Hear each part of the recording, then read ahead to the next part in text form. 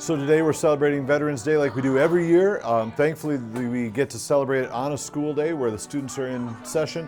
We're honoring 80 years since D-Day today and how Decatur played a role in World War II. So I learned some things and hopefully we will educate the students and they will learn some things as well about what Decatur had to do with it as far as the Caterpillar plant, Wagner Castings, Mueller, the bomb factory that was out in Illiopolis, and so some really neat things, as well as celebrating the 80 years that we've had since D-Day.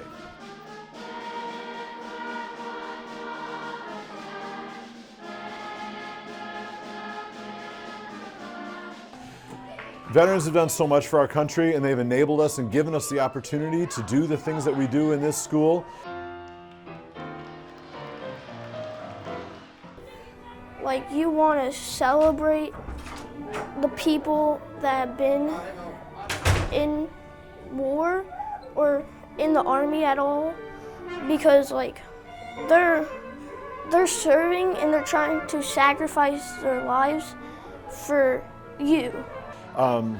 Furthermore, from an artistic standpoint, bands in schools didn't even exist until after World War I, when many of the soldiers came home and they had a unique talent of being able to play an instrument, and they brought those into the schools, being able to play. So really the concert band medium as a musician didn't even exist until after World War I. I'm playing bass clarinet for the band part of it, and I have two members of the family in the slideshow.